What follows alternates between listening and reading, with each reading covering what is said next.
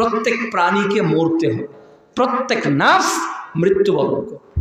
আমি মরব, আজকের আয়োজক কমিটি মরবে, আপনি মরবেন, পাশেই আপনাদের কবরস্থান, আপনাদেরকে এখানে রেখে আসা হবে। এই মৃত্যুর পর কিয়ামতে ওঠার আগে একটা জায়গায় আমাদেরকে স্টে করতে হবে, যেটা হলো আলমে বারজাখ। প্রিয় উপস্থিতি, আজকের এই আলোচনা বৈঠকে আমার আলোচ্য বিষয় পরকালীন জীবন, জবাবদিহিতা, আমাদের করণীয় প্রস্তুতি। উক্ত শিরোনামে পবিত্র কোরআন ও বিশ্বনবীর মুখমিশ্রিত বাণী থেকে এক গুরুত্বপূর্ণ বিবরণ উপস্থাপন করার চেষ্টা করব ইনশাআল্লাহুল আজিজ। রব্বিশরাহ লি সাদরি ওয়া ইয়াসসির লি আমরি ওয়াহলুল উকদাতাম মিন লিসানি ইয়াফকাহু কওলি। পরকাল পৃথিবীতে মৃত্যু নামক যাত্রার মাধ্যমে সূচনা হবে। প্রত্যেকেই মারা যাব। সূরা ইমরান অধ্যায় 3 আয়াত 185 আল্লাহ সুবহানাহু ওয়া তাআলা বলছেন, কুল্লু নাফসিন জায়িকাতুল মাউত। প্রত্যেক প্রাণীকে মরতে হবে, প্রত্যেক নাফস মৃত্যুবরণ করবে। আমি মরব, আজকের আয়োজক কমিটি মরবে, আপনি মরবেন, পাশেই আপনাদের কবরস্থান, আপনাদেরকে এখানে রেখে আসা হবে। এই মৃত্যুর পর কিয়ামতে ওঠার আগে একটা জায়গায় আমাদেরকে স্টে করতে হবে, যেটা হলো আলমে বারজাখ, কবরের জীবন। আমরা ছিলাম কোথায়? রুহের জগতে। কোথায় ছিলাম আমরা? রুহের জগতে। সূরা আরাফ অধ্যায় 7 আয়াত 172। রুহের জগতে রব আমাদেরকে বলেছিল, হে নফস, বলো আমি কি তোমাদের প্রভু নই? প্রভু নই? তখন কি বলা হয়েছিল? ক্বালু বালা, অবশ্যই আপনি আমাদের প্রভু, সাক্ষ্য দিয়েছি নফস। এরপর মায়ের পেটে 9 মাস 10 দিন আল্লাহ তাআলা আমাদেরকে শুক্র কীট আর ডিম্বাণুর মাধ্যমে রক্তপিণ্ড, গোস্তপিণ্ড, এরপর বডি স্ট্রাকচার দিয়ে ছেলে মেয়ে অথবা ছেলে মেয়ে, এইভাবে বিভিন্ন আকৃতিতে আল্লাহ তাআলা আমাদেরকে দুনিয়াতে পাঠিয়েছে। সূরা 3 আল্লাহ তাআলা বলছেন, লাকাদ খালাকনাল ইনসানা ফি আহসানি তাকওয়িম। আমি তোমাদেরকে উত্তম অবয় দিয়ে সৃষ্টি করেছি। তাহলে আমাদের স্রষ্টা কে? কে স্রষ্টা? আল্লাহ তাআলা পাঠিয়েছে। 9 মাস মায়ের পেটে, এরপর আরেকটা জীবনে এসেছে, যেটা হলো হায়াতুদ দুনিয়া, দুনিয়ার জীবন।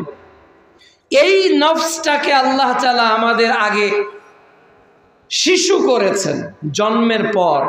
এরপর আরেকটু বড় হয়ে কিশোর কিশোরী হয়েছি, আরেকটু বড় হয়ে যুবক যুবতী হয়েছি, আরেকটু বড় হয়ে পৌরত্বে পৌঁছে গেছি, এরপর বার্ধক্য, এরপর লাস্ট ডেস্টিনেশন কার? কবর। এটা তো লাইফ সার্কেল, তাই না? আমাদের জীবনের এই সার্কেলের বাইরে আর কিছু আছে? পৃথিবীতে কোনো বৃদ্ধ মানুষকে যুবক হতে দেখেছেন? কোনো শিশুকে হঠাৎ করে বৃদ্ধ হতে দেখেছেন?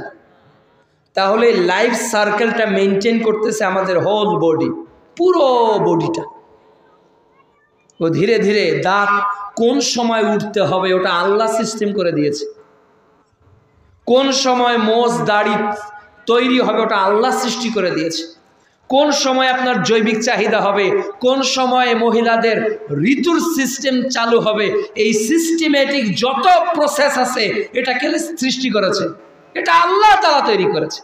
এটা মানুষের আউট অফ কন্ট্রোল, এটা মানুষের নিয়ন্ত্রণের বাইরে। মানুষ তার দুনিয়ার জীবনকে অতিবাহিত করতে করতে কিশোর হয়ে গেল, তখন সে ভালো মন্দ বুঝতে শিখলো, এরপর সে যুবক হয়ে গেল, তার মধ্যে সত্য মিথ্যা, ন্যায় অন্যায় বোধ তৈরি হলো, সে জাজমেন্ট করতে শিখলো। এরপর সেই যৌবনকাল তার কাটিয়ে গেল 15-20 বছর। এরপর সে ধীরে ধীরে ধীরে ধীরে একটা করে দাড়ি পাকা শুরু করলো। হঠাৎ একটা চুল পাকা শুরু করলো, হঠাৎ একটা দাঁত পড়ে গেল, হঠাৎ চোখের ডাক্তারের কাছে চশমা আনতে হলো, হঠাৎ কান বিশেষজ্ঞের কাছে কানের ট্রিটমেন্ট করতে হলো, হঠাৎ চামড়াগুলো ধীরে ধীরে নরম ও ঢিল হতে শুরু করলো, হতে হতে হতে হতে অনেকগুলো দাড়ি পেকে গেল, হতে হতে হতে হতে চামড়াটা অনেক ঢিল হয়ে গেল, হতে হতে হতে হতে চশমা ছাড়া আর দেখা যাচ্ছে না, হতে হতে হতে হতে আমাদের দুই পায়ে আর চলা যাচ্ছে না, লাগতেছে কি? একটা লাঠি, লাঠি লাগছে। এ হলো আমাদের লাইফ সার্কেল। এরপর মালাকুল মউত আসলো, জানটা নিয়ে গেল, ভালো আত্মা হলে চলে গেল প্রথম আসমান, দ্বিতীয় আসমান, একেবারে সপ্তম আসমান। আল্লাহ বলল, এ নেককার, নামটা ইল্লিনে লিখে দাও, একে কবরে পাঠিয়ে দাও, প্রশ্ন উত্তর করা হবে। আর যে অপরাধী, যে পাপিষ্ট, ওর আত্মাকে টেনে হিসড়ে বের করা হলো। এরপর প্রথম আসমানে দুর্গন্ধ ছড়িয়ে পড়লো, বলা হলো, একে কোন কুলসিত আত্মা, একে সিজ্জিনে লিখে দাও নাম, একে ছুঁড়ে ফেলো কবরে। এরপর তাকে কবরে রেখে দেওয়া হবে। এ হলো জন্ম, রুহের জগৎ থেকে কবর। এই কবরে মানুষ একটা জীবন অতিবাহিত করে। কোন জীবন, কেমন জীবন, যেটা মানুষের জানার বাইরে। তবে রাসূল সাল্লাল্লাহু আলাইহি ওয়াসাল্লাম কিছু বর্ণনা দিয়েছে। যেমন রাসূল সাল্লাল্লাহু আলাইহি ওয়াসাল্লাম রাস্তা দিয়ে যাচ্ছেন, একজন আনসার সাহাবী মৃত্যুবরণ করেছে, তার কবর খনন করার জন্য প্রস্তুতি গ্রহণ করা হলো। রাসূল সাল্লাল্লাহু আলাইহি ওয়াসাল্লাম বসে পড়লেন, এমনভাবে বসে পড়লেন, সাহাবীরাও চুপচাপ বসে পড়লেন, কোনো কথা নেই, কোনো শব্দ নেই। এ যেন মাথার উপর পাখি বসলেও কিছু হবে না। মুহাম্মদ সাল্লাল্লাহু আলাইহি ওয়াসাল্লাম এইভাবে একটা আঁকা আঁকি করতে লাগলেন। এরপর তিনি বর্ণনা শুরু করলেন যে, তোমাদের মধ্যে নেককার যখন কোনো ব্যক্তি মৃত্যুবরণ করে, নামটা যখন তার এভাবে লিখা হয় ইল্লিনে, এরপর কবরে তাকে নামানো হয়, তখন ফেরেশতারা তার নিকট চলে আসে। মুনকির নাকির এসে তাকে জিজ্ঞাসা করে, উঠে বসিয়ে, যে মান রব্বুকা, তোমার প্রভু কি? তাকে জিজ্ঞাসা করে কবরে। তাহলে যে লাশটা আপনার বাড়ির পাশে আপনি রেখে যাওয়ার পর তাকে ফেরেশতা এসে জিজ্ঞাসা করেছে, বলো তো আত্মা, এই ৬০ বছরের জীবন যে তুমি দুনিয়াতে কাটিয়ে দিলে, তার আগে রুহের জগতে তুমি যে রবকে রব মেনেছো, এখন তুমি বলো তো তোমার রবকে। নেককার বান্দা বলবে, আমার রব তো আল্লাহ। দ্বিতীয় প্রশ্ন কবরে বলা হবে, আচ্ছা বলো তো তোমার দিন কি? তো বলবে, আমার দিন তো ইসলাম। বলা হবে, এই ব্যক্তিটাকে চেনো যাকে তোমাদের নিকট পাঠানো হয়েছিল? তখন লোকটা উত্তর দিবে, ইনি হলেন মুহাম্মদ সাল্লাল্লাহু আলাইহি ওয়াসাল্লাম। তখন তাকে বলা হবে, আচ্ছা এগুলো তুমি কিভাবে জানলে? ওই লোকটা ৪ নাম্বার উত্তর দিবে, আরে আমি আল্লাহর কিতাব পড়েছি, এটাতে বিশ্বাস স্থাপন করেছি, এভাবে জেনেছি। তখন ঘোষণা করা হবে, এই ব্যক্তি যত উত্তর দিল সবই বিশুদ্ধ, সে সত্য বলেছে। চোখের দৃষ্টি যত দূর যায়, ওই লোকটার কবরকে তত দূর প্রশস্ত করো। সুবহানাল্লাহ। তাকে জান্নাতের পোশাক পরাও, জান্নাতের সঙ্গে তার একটা কানেকশন তৈরি করে দাও। এটা হয়ে গেল। এরপর সাদা পোশাক পরা, সুন্দর ধবধবে, একেবারেই সুন্দর আকৃতির একটা মানুষ তার সামনে চলে আসবে। তখন এই লোকটা জিজ্ঞাসা করবে, কে আপনি? কে আপনি? তো বলছে যে, আমি হলাম তোমার নেক আমল। কি আমল? নেক আমল, আমলে সলেহ, ভালো আমল। এরপর বলবে, তুমি ঘুমিয়ে যাও, ঘুমাও ততক্ষণ যতক্ষণ কিয়ামত হয়নি, ঘুমাবেই। বদকার যারা, তাকেও প্রশ্ন করা হবে, বলো তোমার রব কি? ও বলবে, আমার রব যে কি বলতে পারবো না। বলো তোমার দিন কি? আমি জানি না। বলো নবী কে ছিল? আমি জানি না। তখন চোখে দেখে না, অন্ধ, কানে শোনে না, বধির, হাতে একটা হাতুড়ি থাকবে, হাতুড়ি। এই হাতুড়ি সম্পর্কে রাসূল সাল্লাল্লাহু আলাইহি ওয়াসাল্লাম বলেন, এই হাতুড়ি দিয়ে যদি উহুদ পাহাড়টাকে আঘাত করা যায়, তো উহুদ পাহাড়টা বালু হয়ে যাবে, মানে একেবারে দানা দানা পাউডার হয়ে যাবে। এই হাতুড়িটা কত শক্তিশালী! এই হাতুড়িটার ওজন কত বেশি, এই হাতুড়িটা যিনি বহন করছেন তার শক্তি কত, তিনি যত জোরে আঘাত করছেন সে আঘাতের শক্তি কত। এই এত বিশাল আকৃতির একটা হাতুড়ি দিয়ে তাকে শুধু পেটানো হবে, সে তলিয়ে যাবে, আবার ওঠানো হবে, পেটানো হবে, এটা একটা পর্যায়ে যাবে। আর একটা পর্যায়ে মুহাম্মদ সাল্লাল্লাহু আলাইহি ওয়াসাল্লাম বলছেন যে তার ডান দিকের মাটিটা বাম দিকে যাবে, বাম দিকের মাটিটা ডান দিকে আসবে, এক অঙ্গ আর এক অঙ্গের ভিতর ঢুকে যাবে। ওসমান রাদিয়াল্লাহু তাআলা আনহু কবর দেখে কাঁদতেন, কবর দেখে কাঁদতেন, আর অঝোর নয়নে চোখ থেকে পানি ঝরতো। সাহাবেরা জিজ্ঞাসা করতো, হে ওসমান গনি, কবর দেখে এত কাঁদেন, কবর দেখে এত কাঁদেন? ওসমান রাদিয়াল্লাহু তাআলা আনহু বলছেন, মুহাম্মদ সাল্লাল্লাহু আলাইহি ওয়াসাল্লাম বলেছেন যে মানুষের প্রথম মঞ্জিল হলো কবর, যে কবরে সফল বাকি সব কিছু তার জন্য সফল, আর যে কবরে আটকে যাবে বাকি সব জায়গায় সে আটকে যাবে। এজন্য আমি কবর নিয়ে চিন্তিত। কে চিন্তিত? ওসমান রাদিয়াল্লাহু তাআলা। আপনার কবর নিয়ে কি কোনো টেনশন হয়? কোনো টেনশন হয় না। একটা মানুষ মরছে, আসছি যাচ্ছি, মরতে যে আমাকে হবে এটা বুঝি না। যে উপস্থিতি, কবরের এই মাটির আলোচনার সঙ্গে জমিনের কি সম্পর্ক? মানে মাটির নিচের আলোচনা হলো এটা, কিন্তু এর সঙ্গে জমিনের সম্পর্ক আছে না নাই? একটা লোক 4টা প্রশ্নেরই উত্তর দিল, আর একটা লোক 3টা প্রশ্নের উত্তর দিতে পারতেছে না। আচ্ছা, এই লোকটার কি রুহের জগতের ভিত্তিতে উত্তর দিতে পারে না, নাকি দুনিয়ার জগতের ভিত্তিতে পারে না? দুনিয়ার জগৎ। সে দুনিয়ার জগৎ কিভাবে কাটিয়েছে এর উপর ভিত্তি করে তার উত্তর সঠিক অথবা ভুল হবে। আল্লাহ রাব্বুল আলামিন বলছেন সূরা তোহা অধ্যায় 20 আয়াত 55, মিনহা খালাকনাকুম, আমি সৃষ্টি করেছি তোমাদেরকে এই সয়েল, এই মাটি থেকে, ওয়াফিহা নুঈদুকুম, আর মাটির মধ্যে তোমরা মিশে যাবে, আবার মিশে যাবে। লাশটা রাখা হলে 2-4 বছর পর যদি খোঁড়া হয় আর কিছু থাকবে? কিছুই থাকবে না। ওয়াফিহা নুঈদুকুম, মিশে যাবে। ওয়ামিনহা নুখরিজুকুম তারাতান উখরা, এই মাটিতে মিশে যাওয়া দেহকে আল্লাহ তাআলা আবার সৃষ্টি করবেন, আবার সৃষ্টি করবেন। তিনি রব, তিনি প্রতিপালক, তিনি স্রষ্টা।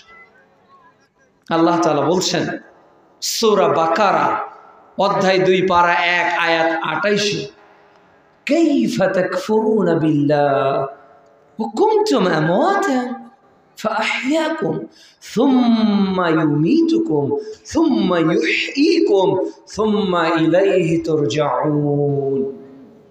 কিভাবে তোমরা আল্লাহকে অস্বীকার করো?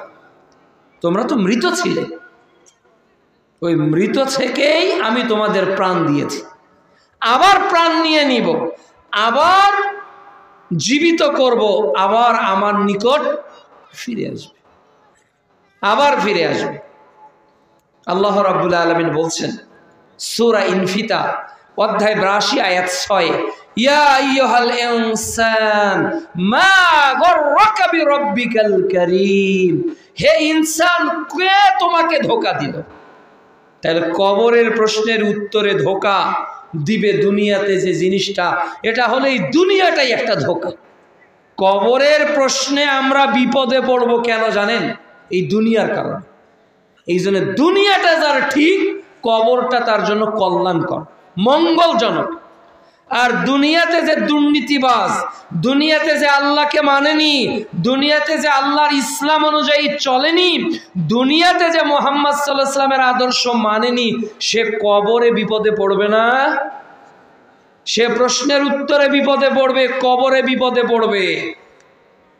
ফেরেশতা বলবে তুমি মিথ্যা বলছো। তার কবরটাকে আগুন দিয়ে ঘিরে দেওয়া হবে, তার নিচে আগুন, ডানে আগুন, বামে আগুন, উপরে আগুন। লোকটা এত জোরে চিৎকার দিবে, লোকটা এত জোরে চিৎকার দিবে, মুহাম্মদ সাল্লাল্লাহু আলাইহি ওয়াসাল্লাম বলছেন জিন ও ইনসান ছাড়া এই কবরের শাস্তিপ্রাপ্ত ব্যক্তির শাস্তির আওয়াজ অন্যান্য মাখলুক শুনতে পায়, অন্যান্য মাখলুক শুনতে পায়। প্রিয় উপস্থিতি, এই কবরের জীবনের প্রস্তুতি আমাদের কি নিয়ে যাচ্ছি কবরে? কবর কি চায়? কবরের চাহিদা কি? কবরের ডিমান্ড কি? কবর কি চায় যে আপনি বিসিএস ক্যাডার হন? কবরের চাহিদা কি? কবরের একটা সিলেবাস আছে, কবরের একটা পাঠ পরিকল্পনা আছে, কবরের একটা স্ট্রাকচার আছে, কবরের একটা কন্ডিশন আছে। কবর কি চায় আমার কাছে? কবর কি চায়? কবর চায় আমার ঈমান। এই যে একটা লোক আসলো শুভ্র সুন্দর আকৃতির, বলল আমি তোমার আমল। বদকারের একটা কুৎসিত ব্যক্তি এসে বলবে, সরো সরো, তুমি কে? তোমার চেহারা দেখে মনে হচ্ছে তুমি দুঃসংবাদ দিতে এসেছো। তখন বলবে, জি, আমি হলাম আপনার পাপ কাজ, অপরাধ যেগুলো করেছো ওগুলো এখন আমার আকৃতিতে আছে। এই জন্য কবরের জীবনটা সুন্দর হবে কিভাবে? কবরের আযাব তো এটা বুঝলেন, কবরের জীবনটা কার ভালো হবে, কার খারাপ হবে? আসুন আমরা বিষয়গুলো পর্যালোচনা করি। এক, কবর বা পরকালের জীবন তাদের জন্য মঙ্গলময় হবে যারা আল্লাহকে প্রকৃত অর্থে বিশ্বাস করে। কথা, কর্ম এবং অন্তর, এই তিন দিক থেকে যে আল্লাহকে বিশ্বাস করে, কবরটা তার জন্য সহজ। সে কবরের উত্তর দিতে পারবে। আল্লাহকে মানে ইন্নাল্লাযীনা ক্বালু রাব্বুনাল্লাহ সুম্মা ইসতাকামু, আল্লাহ তোমাকে রব মানি, সুম্মা ইসতাকামু, এর উপর অবিচল। এর উপর কি? অবিচল, ঢলে পড়ে না, ঈমান যার সাচ্চা। সূরা বাকারা অধ্যায় 2 আয়াত 224 আল্লাহ তাআলা বলছে, তোমরা কি মনে করো ঈমান আনলেই তোমাদেরকে ছেড়ে দেওয়া হবে, পরীক্ষা করা হবে না? তোমরা কি এটা ধারণা করছো যে তোমরা আল্লাহর জান্নাতে চলে যাবে? অথচ তোমাদের পূর্বে যারা ঈমান এনেছিল তাদেরকেই আমি আল্লাহ পরীক্ষা করেছিলাম। সূরা আনকাবুত অধ্যায় 29 আয়াত 2 আল্লাহ একই কথা বলছে, তোমরা কি মনে করেছো তোমাদেরকে ছেড়ে দেওয়া হবে, পরীক্ষা করা হবে না? অথচ তোমাদের পূর্বে যারাই এসেছিল তাদেরকে আমি পরীক্ষা করেছিলাম। সূরা মুলক অধ্যায় 67 আয়াত 2 আল্লাহ বলছে, আল্লাযী খালাকাল মাউত ওয়াল হায়াত লিয়াবলুয়াকুম আইয়ুকুম আহসানু আমালা, আমি এই জীবন আর মৃত্যু দিয়েছি তোমাদেরকে পরীক্ষা করার জন্য যে তোমাদের আমল সুন্দর। বলছিলাম আপনাকে, কবরের প্রথম প্রশ্ন ঈমান। রব, কবরে তারাই মুক্তি পাবে যাদের উত্তর দুনিয়াতে সঠিক জানা থাকবে। আপনার রব আল্লাহ, এই আল্লাহকে আমি বিশ্বাস করি, আপনি বিশ্বাস করেন। আল্লাহ তাআলা বলছে সূরা মুহাম্মদ অধ্যায় 47 আয়াত 19, ফা'লাম, আগে জানেন। কি জানবেন? কি জানবেন?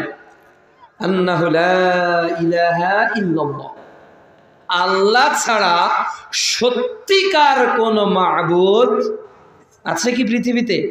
আচ্ছা, আল্লাহ খাদ্য দেয়, আরো কেউ দিতে পারে। আল্লাহ বাচ্চা দেয়, আরো কেউ দিতে পারে। আল্লাহকেও সেজদা দিব, আরো কাউকে দিব। আল্লাহর কাছেও চাইব, আরো কারো কাছে চাইব। এটা তাওহীদ হবে না শিরক হবে? শিরক হবে। সূরা ইউসুফ অধ্যায় 12 আয়াত 106 আল্লাহ তাআলা বলছে, অধিকাংশ মানুষ ঈমান আনে কিন্তু এরপরেও এরা মুশরিক। এরপরেও কি? এরা মুশরিক, এরা শিরক করে। এরা বলে আল্লাহ আমার রব, বিশ্বাস করে, আবার দিবসও পালন করে। করছে না? গত 16 তারিখ বাংলাদেশে কি পালন হলো? টিএসসিতে দেখেননি আপনারা? বিভিন্ন ইউনিভার্সিটিতে, ঢাকা, রাজশাহী, রংপুর, বরিশাল, যে বাংলাদেশে যে পাবলিক ইউনিভার্সিটিগুলো আছে, বিভিন্ন নারীরা একটা শাড়ি পরেছে, এরপর তাদের একটা কনসার্ট হচ্ছে না? বিশাল গানের আয়োজন, ওখানে যত শিল্পী আছে একত্রিত করা হচ্ছে, খোলা মাঠ, এর পরেও মানুষ কত দূর যে আছে ড্রোন ক্যামেরায় এর কোনো হিসাব নেই। লাখ লাখ মানুষ ঢাকার টিএসসি চত্বরে। এরা কাদের সন্তান? এরা আল্লাহকে মানে না? এরা আল্লাহকে মানে, এদের বাপ আল্লাহকে মানে, এদের মা আল্লাহকে মানে, এদের 14 পুরুষ আল্লাহকে মেনেছে, আর এরা আল্লাহর আইন বিরোধী কাজে লিপ্ত নিজেদেরকে করে দিয়েছে। অথচ বিশ্বাস করে কি আমানতু বিল্লাহ, আমি আল্লাহকে মানি। এই কি আল্লাহকে মানা? বাপ যখন মারা যাবে তখন টুপি নিয়ে মসজিদে যাবে, আর 16ই ডিসেম্বরে টিএসসিতে যাবে। এটা কোনো খাঁটি মুসলমানদের চরিত্র হতে কোনোদিনও পারে না। মুসলমানের দিন রাত, সকাল বিকাল দুপুর সব এক, সব কোরআন হাদিস। আবার আসবে আর একটা, জানুয়ারিতে একটা, ফেব্রুয়ারিতে আছে, সারা ফেব্রুয়ারি জুড়ে আর একটা 14ই ফেব্রুয়ারি। এই জাহিলিয়াত মুসলিম সমাজে আছে না নাই? আছে। কিন্তু আল্লাহর বিধান কি? সূরা মাইদা অধ্যায় 5 আয়াত 50, আফা হুকমুল জাহিলিয়াতি ইয়াবগুন, তারা কি জাহিলিয়াতের বিধান কামনা করে? অথচ আল্লাহর চেয়ে উত্তম বিধান আর কার? বলেন, আল্লাহর চেয়ে উত্তম বিধান আর কারো আছে? যদি না থাকে তো অন্য কাউকে মানছেন কেন আপনি?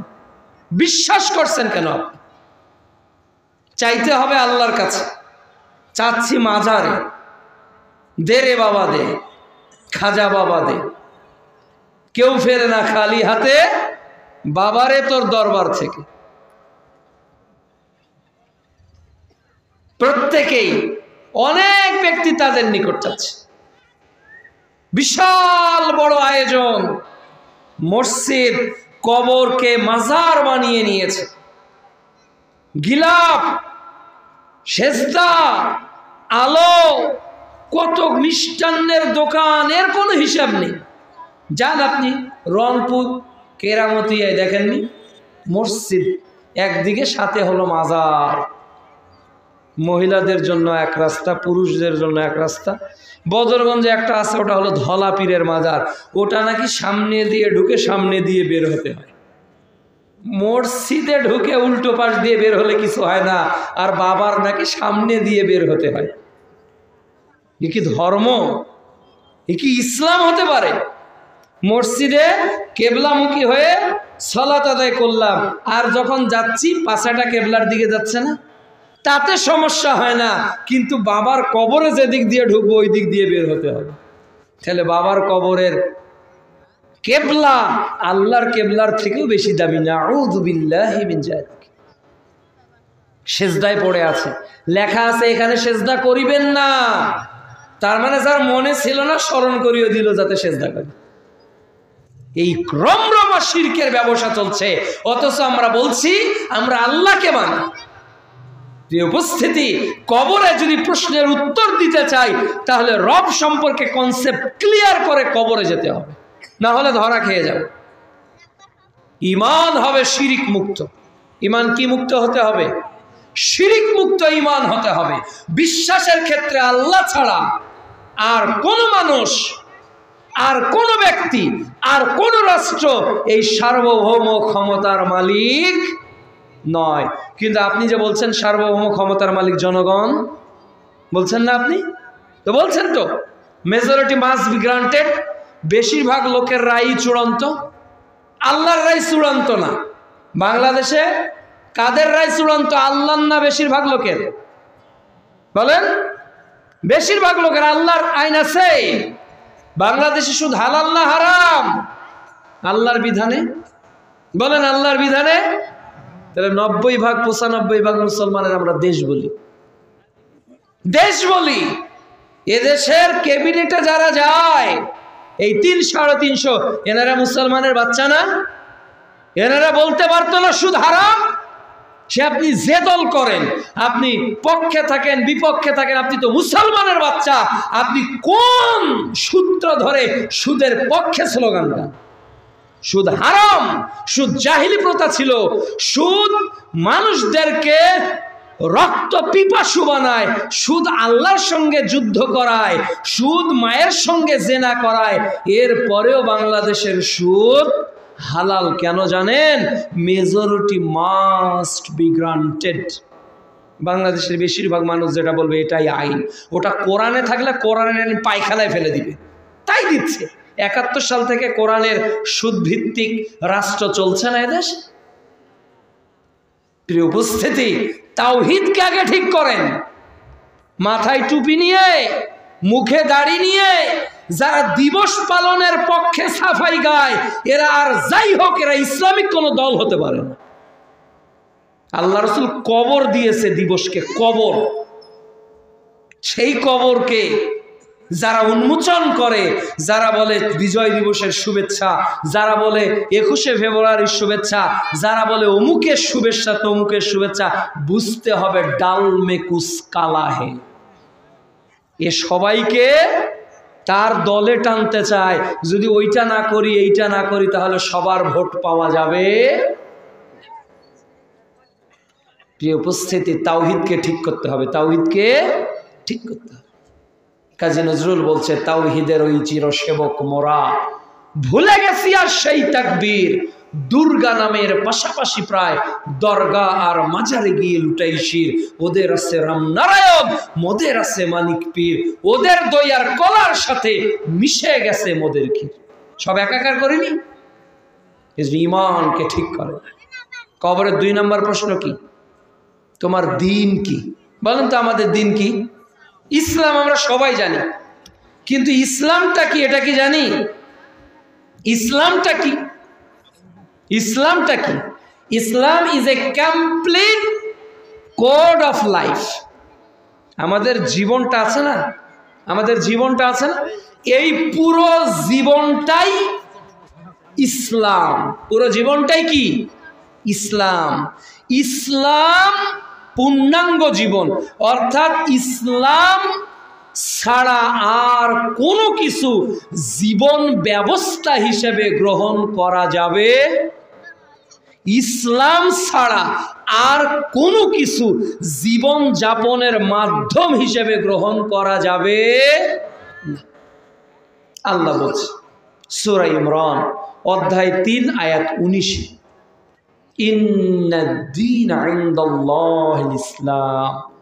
আল্লাহর নিকট মনোনীত জীবন বিধান যেটা, ওর নাম ইসলাম। অর্থাৎ ইসলামে যা আছে সেটা হলো ইউনিভার্সাল ট্রুথ, এটা চিরন্তন সত্য। এই বিধানটা কতটুকু মানব? বলেন, কোরআনের এই বিধানটা জীবনে কতটুকু মানব? কোরআনের বিধানটা জীবনে কতটুকু মানব? আল্লাহ বলছে যে ইসলাম কমপ্লিট, পূর্ণাঙ্গ।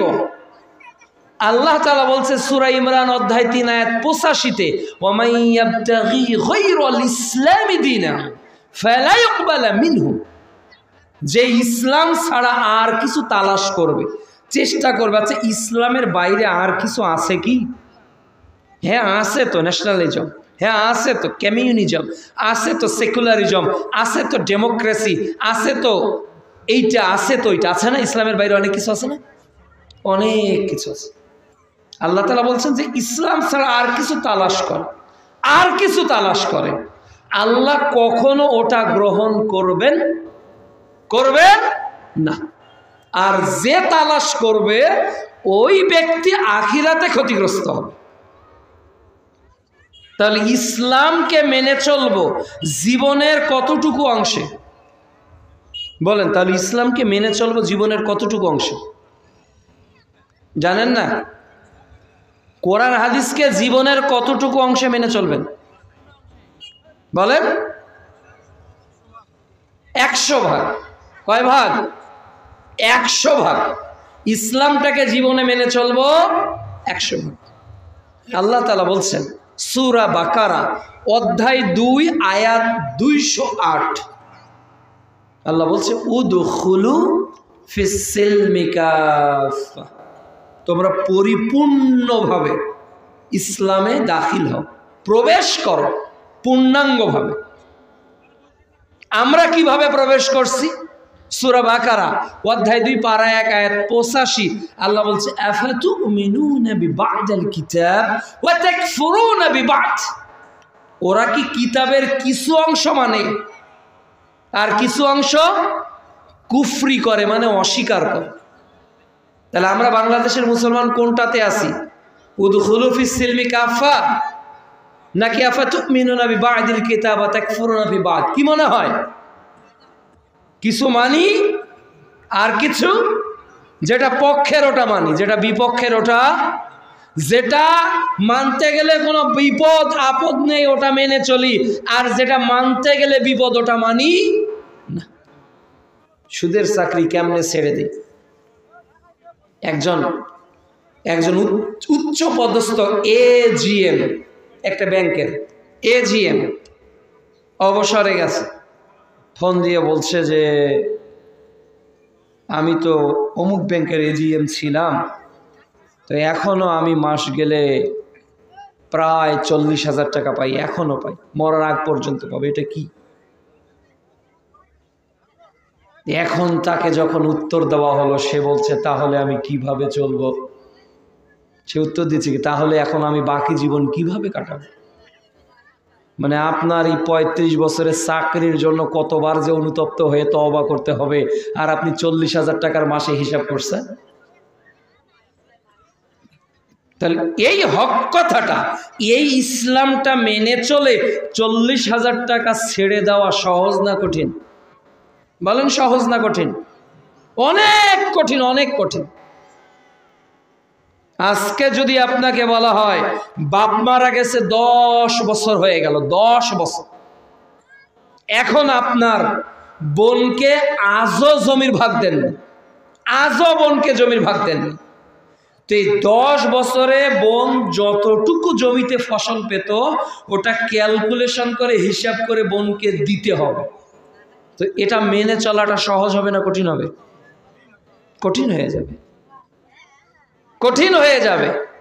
কিন্তু কেউ যদি মাসলা দেয় বোনকে এনে গরু জবাই করে খাওয়াও, সব খুন মাপ, তাহলে এটা কি সহজ?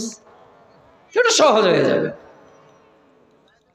এক ভাই লিখছে ফেসবুকে যে আপনি যে এলাকায় আজকে ওয়াজ করতে যাচ্ছেন, এই এলাকার শতকরা 70% মানুষ তামাক চাষ করে। মানে আজকের মাহফিলের পোস্টের কমেন্টে বলছি, আসলেই কি কথা ঠিক? আসলেই কথা ঠিক? আমি জাস্ট আরো বাড়বে, তাই না? এটা মানে স্ট্যাটিস্টিকটা আরো বেড়ে যাবে।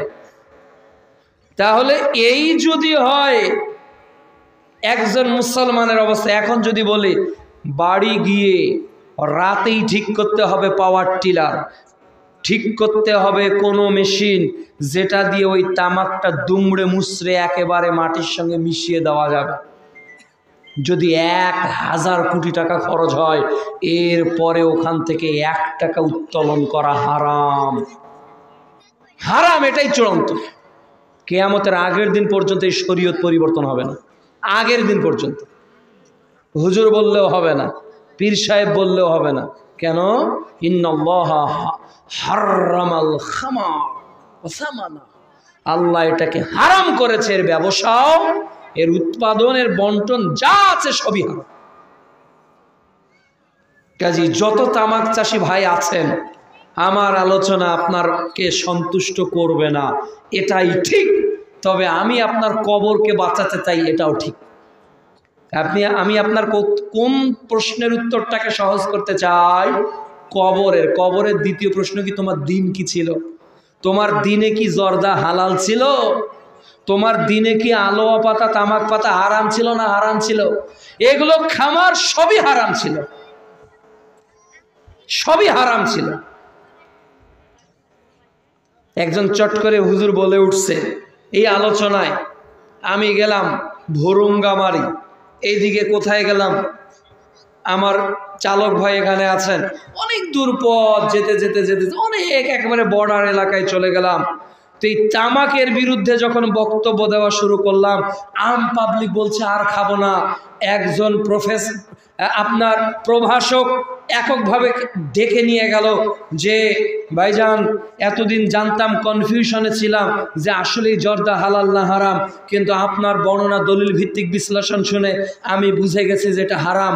আমি আপনাকে হাতে হাত রেখে কথা দিলাম, আমি প্রফেসর মানুষ, আর জিন্দিগিতেও বিড়িগুল মুখে তুলব না। কিন্তু উনি বুঝলে কি হবে? ক্ষিপ্ত হয়ে গেল এক শ্রেণীর আলেমরা। স্টেডেই বসা নাকি ছিল ডজন খানি। আমি তো কথা বলার সময় ডানে বামে পিছনে সামনে কেটে হুশ করে কথা বলি না, ওটা আমার জীবনে কখনো আসে না, এটা মনেই হয় না, মনেই হয় না কখনো যে হিসাব করে কথা বলতে হবে, মনেই হয় না। ওরা বলছে এই দিনাজপুরের আলোচক যে পথগুলো দিয়ে যায় সব আটকাতে হবে। আটকাও পথ, পথ আটকাও, তাকে ধরো, আটকাও। যারা আয়োজক তারা ছিল আবার ওই বাস মালিক সমিতি আছে না, এই সমিতির মানুষ, ওরা আবার শত শত সমিতিতে অনেক লোক, ওদের নেটওয়ার্ক অনেক জায়গায়, ওরা জানতে পারলো। ওরা বলছে আলোচক যা বলেছে বুঝেছি এটাই ঠিক, আপনারা তার সামনে যুক্তি পেশ না করে তাকে আটকাতে চান কেন? ওই আলোচককে যদি আটকান, আপনাকে যদি ফুলের টোকাও দেওয়া হয় নক করবেন, আমাদের 200 গাড়ি চলে যাবে। তাহলে আম পাবলিক সাধারণ জনগণ বুঝলো, কিন্তু হুজুর বুঝলো না যে জর্দা খাওয়া হারাম। দিন কতটা অস্বচ্ছ হয়ে আজকে আছে। কবরের 2 নাম্বার জিজ্ঞাসা কি? তোমার দিন কি? দিন কি? এই জন্য দিন সম্পর্কে জ্ঞান রাখে। 3 নাম্বার কবরে প্রশ্ন করা কি হবে? তোমার নবী কি? বলেন তো আমাদের নবীকে, বলেন আমাদের নবীকে। মুহাম্মাদুর রাসূলুল্লাহ সাল্লাল্লাহু আলাইহি ওয়াসাল্লাম, তিনি আমাদের নবী। এই নবীর মারিফাতুর রাসূল সাল্লাল্লাহু আলাইহি সাল্লাম, এই আল্লাহর রাসূলকে আমরা কতটুকু চিনছি দুনিয়াতে? যারা সঠিকভাবে চিনেছে, যারা মুহাম্মদ সাল্লাল্লাহু আলাইহি সাল্লামের দ্বীনের উপর আমল করেছে, যারা রাসূল সাল্লাল্লাহু আলাইহি ওয়াসাল্লামের ইত্তেবায়ে সুন্নতের 100% অনুসরণ করেছে, তারা ওই দিন কবরে উত্তর দিতে পারবে। কিন্তু যারা রাসূলকে দুনিয়ায় মানে নাই, হুজুরের তৈরি দ্বীন মেনেছে, মাযহাবের তৈরি তন্ত্র মেনেছে, তাকলিদের মধ্যে যুক্ত থেকে কোরআন ও সুন্নাহকে অগ্রাহ্য করেছে, এরা বলতে পারবে না রাসূলকে। তাহলে 3 নাম্বার উত্তর দিতে চাইলে আমাদেরকে যে বিষয়টি জ্ঞান অর্জন করতে হবে, সেই ব্যক্তি হলো মুহাম্মদুর রাসূলুল্লাহ সাল্লাল্লাহু আলাইহি ওয়াসাল্লাম। আল্লাহ রাসূলের জন্ম, আল্লাহ রাসূলের স্ট্রাগল লাইফ, আল্লাহ রাসূলের যুদ্ধ, মাক্কি জীবন, মাদানী জীবন, তার আদর্শ, তার নেতৃত্ব। আজকের পৃথিবীতে যত নেতা আছে, আজকের পৃথিবীতে যত তন্ত্র আছে, আজকের পৃথিবীতে যত নেতৃত্ব চলছে, তা কি মানবতার জন্য কল্যাণকর নাকি অকল্যাণকর? অকল্যাণকর। কোন নেতৃত্ব পৃথিবীতে কল্যাণ নিয়ে এসেছে? মাও সেতুংয়ের বলেন, আপনি ইতিহাসের ছাত্র হলে বলেন, দার্শনিকের যদি ফিলোসফারের কেউ স্টুডেন্ট থাকেন বলেন, মাও Zedong, Karl Marx, Lenin, angles, Socrates, Abraham Lincoln, বলেন একটা তত্ত্ব দেন আমাকে, only one single theory in the world, any scholar, যারা চলে গেছে, যারা আছে, তাদের একটা থিওরিটিক্যাল পয়েন্ট দেখান যেটা হোল লাইফে গোটা পৃথিবীর সিচুয়েশনে কার্যকর। আল্লাহ রাসূলের আদর্শ ছাড়া একটা দেখান, সবাই ফেল, সবাই ফেল। এরপরেও আমরা তাদের পথের পথিক, তাই না? এরপরেও আমরা তাদেরকে আদর্শ মনে করি, এরপরেও তারা আমাদের কাছে সম্মানের। 4 নাম্বার প্রশ্ন করা হবে, তুমি এগুলো কিভাবে জানলে? তো বলবে যে আমি আল্লাহর কিতাব পড়েছি। আমাদেরকে কি করতে হবে? কিতাব পড়তে হবে, অর্থাৎ পড়াশোনা করতে হবে, স্টাডি করতে হবে। আল্লাহ রাব্বুল আলামিন যেন আমাদের প্রত্যেক উপস্থিত জনগণকে কবরের এই প্রশ্ন উত্তরে সঠিক উত্তর দিয়ে জান্নাতি বান্দাদের অন্তর্ভুক্ত হওয়ার তৌফিক দান করেন। আল্লাহুম্মা আমিন। আল্লাহ রাব্বুল আলামিন যেন কবরের প্রথম প্রশ্ন রব, তাকে চেনার জন্য যে ইলিমগুলো দরকার, এই জ্ঞান যেন আল্লাহ তাআলা আমাদের প্রত্যেককে অর্জন করার তৌফিক দান করেন।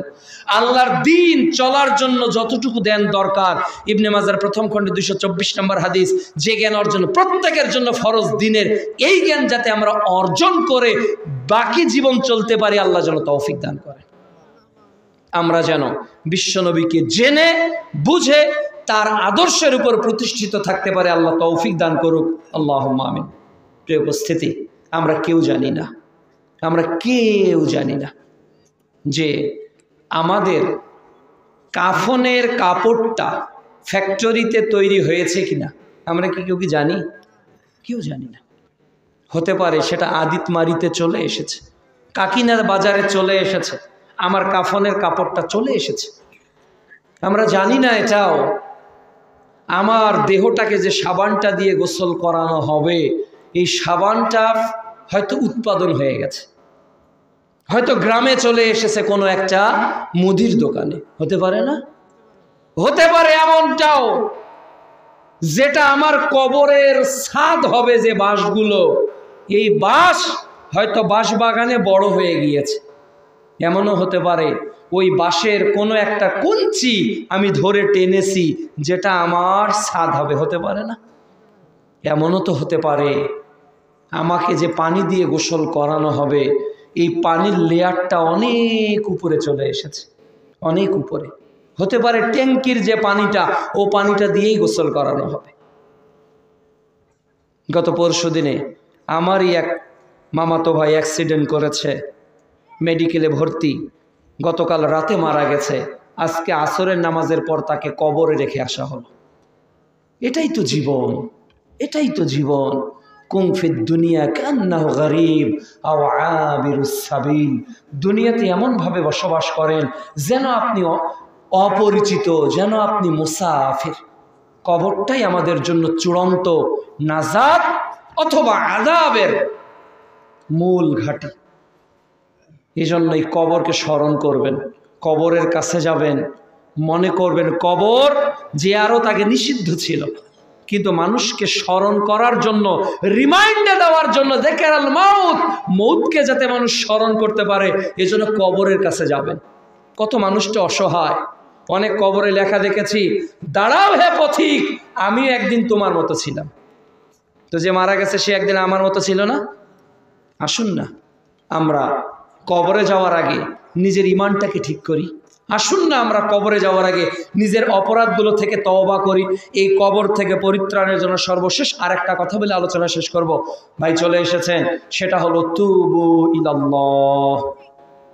আমাদের তওবা করে ফিরে যেতে হবে কার নিকট? আল্লাহর নিকট।